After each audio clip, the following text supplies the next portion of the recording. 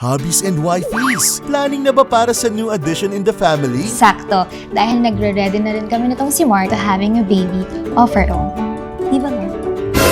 Don't worry! Ano kasi, Bes, syempre, as first-time parents, hindi maaalis yung takot. Pero kung sasamahan mo ng research at kakausap tayo ng mga experts pagdating sa pregnancy at childcare, mas mapapanatag ka na kasi meron tayong kaagapay. Sagot na namin ang mga kaalaman na dapat niyong malaman sa first 1,000 days ni baby.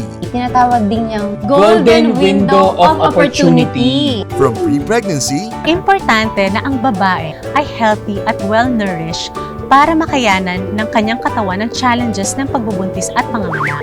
Alam mo, nung first month pa lang ng pregnancy ko, lagi ako nagsusuka, lagi ako nahihilo. hanggang lumaking malusog si baby. Breastfeeding na siguro ang pinakamagandang bonding moment ng mother and child. Pakainin sila ng masustansyang pagkain.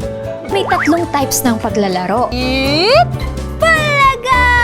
Dahil mas masayang matuto kapag sama-sama tayo. Hindi pala talaga biro yung pagpapamilya, no?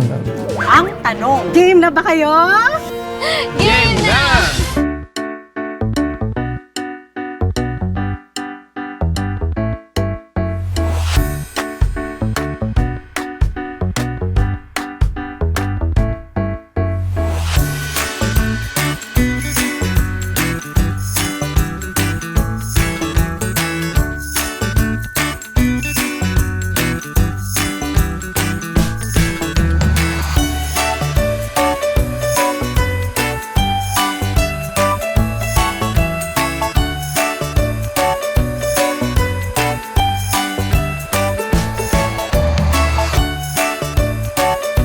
I Love You 1000 simula February 14, 4 p.m. sa Knowledge Channel, your school anywhere.